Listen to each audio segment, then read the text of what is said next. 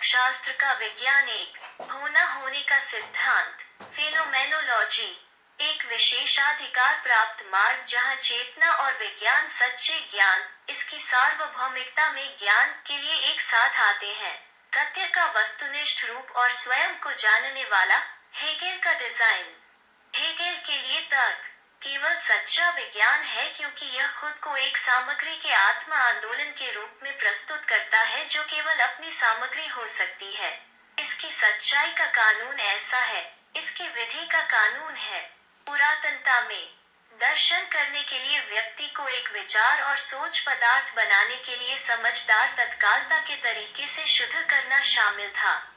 आधुनिक दर्शन में विपरीत दिशा में जाने का विशिष्ट कार्य है, अमूर्त रूप को खोजना और इसे आत्मा से भरकर सार्वभौमिक को साकार करना। मनुष्य और संसार की तर्कसंगतता को व्यक्त करते हुए चीजों की तात्कालिकता की बंदी चेतना को आंदोलन के लिए जागृत करके तर्क के शुरुआती बिंदु का गठन करने वाले पूर्ण ज्ञान की भावना व्यक्ति को बहुत ही गरीब शक्ति के लिए जागृत करने के लिए, अपनी कहानी पढ़कर अप्रत्याशित को समझने के लिए, अपने विचारों को शुद्ध करें और उस तार्किक गति का अनुभव करें जो इतिहास में शामिल किसी भी वास्तविकता के भविष्य की संरचना करती है। अवधारणात्मक सोच विज्ञान के भीतर उजागर होती है। तर्क जिसे शुद्ध सोच के विज्ञान के रूप में या शुद्ध विज्ञान के रूप में समझा जाता है, इसके तत्व के रूप में व्यक्तिपरक और उद्देश्य की एकता है जो पूर्ण ज्ञान है और जिसके लिए मन अपने पूर्ण सत्य के रूप में उठ गया है। कांटियन दर्शन आधुनिक दर्शन का आधार है। कांट में अनुवांशिक तर्क उन अवधारणाओं पर विचार करता है जो वस्तुओं से प्राथमिकता से संबंधित हैं। इसलिए वस्तुनिष्ठ ज्ञान की किसी भी सामग्री की अवहेलना नहीं करते हैं।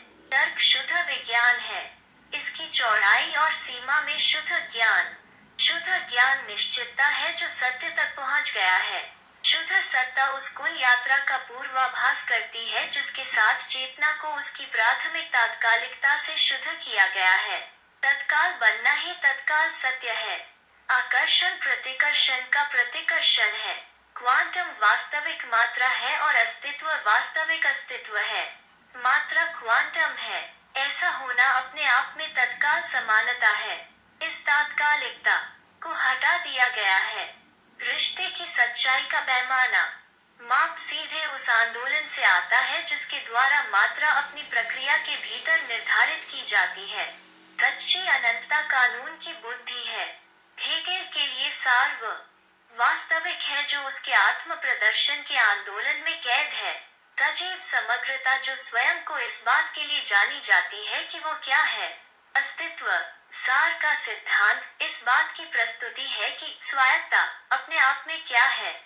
इस विशुद्ध रूप से और सरल रूप से आंतरिक रूप से होना ही सार है।